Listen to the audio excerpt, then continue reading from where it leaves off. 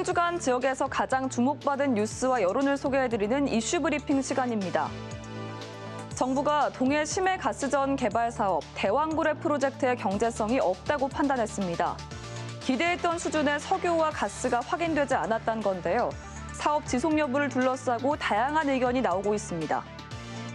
영남일보는 경제 활성화를 기대했던 포항의 참담한 분위기를 전했습니다. 포항시는 프로젝트와 연계한 지역자원시설세 입법화를 추진하고 추가 예산 반영을 촉구하는 1,000만 명 서명 운동까지 시작했는데요.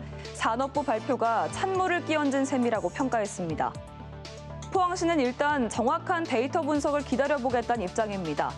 정부가 최소 5차례 탐사 시추를 진행한다고 했던 만큼 이러한 부분이 차질 없이 진행되도록 노력을 이어가겠다고 밝혔습니다. 조선일보는 추가 탐사가 필요하다는 업계와 전문가 의견을 제시했습니다.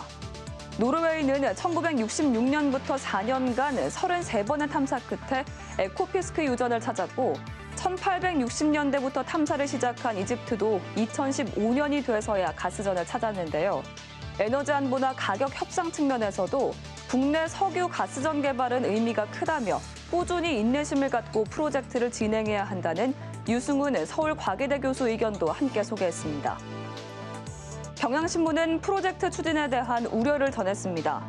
2차 탐사 시추부턴 예비 타당성 조사도 거쳐야 하고 해외 자원개발 기업도 정밀 분석 결과가 나오는 여름 이후에나 투자 여부를 결정할 가능성이 커 예산 확보는 더 어렵다는 겁니다.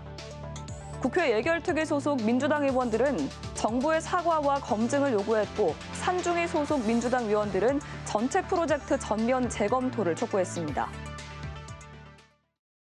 중구의회는 지난해 소송 비용으로 변호사 수임료 3,800만 원, 소송 수수료 180만 원 등 3,980만 원을 썼는데 이는 애초 편성된 1,000만 원을 크게 웃도는 금액입니다.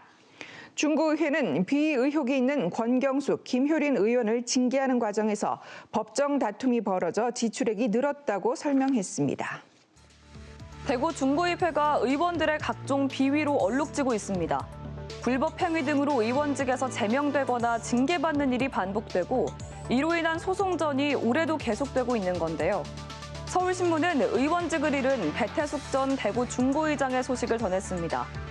불법 수의계약 논란으로 의회에서 제명돼 직무가 정지된 배 의장이 중구의회를 상대로 낸 의원직 제명 효력 집행정지 신청을 법원이 기각했는데요.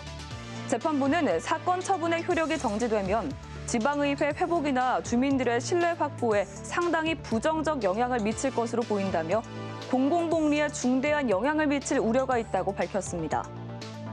매일신문은 관련 소송으로 인한 혈세 낭비 문제를 취재했습니다. 배태숙 전 중구의장의 징계 관련 재판으로 대구 중구는 소송 비용으로 수천만 원의 지출이 불가피하다고 지적했습니다.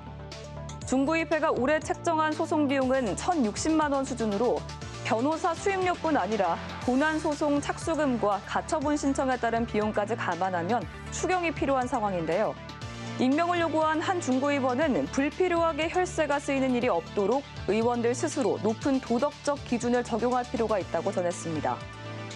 경북매일신문은 또 다른 대구 기초의회 소송전을 취재했습니다. 달서구의회에서도 김정혜 의원이 출석정지 징계가 부당하다고 주장하며 소를 낸 상태인데요.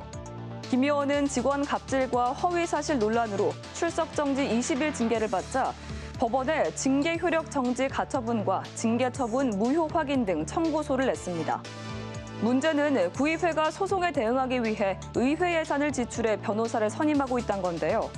달서구의회는 고문 변호사를 선임해 현재까지 착수금 250만 원을 지급했습니다. 기초의회 비위와 소송전의 피해는 결국 주민들에게 돌아가게 됩니다. 의회가 내부 갈등을 수습하고 사회적 불신을 회복할 수 있는 대책을 마련할 수 있을지 지켜봐야겠습니다. 지금까지 이슈 브리핑이었습니다.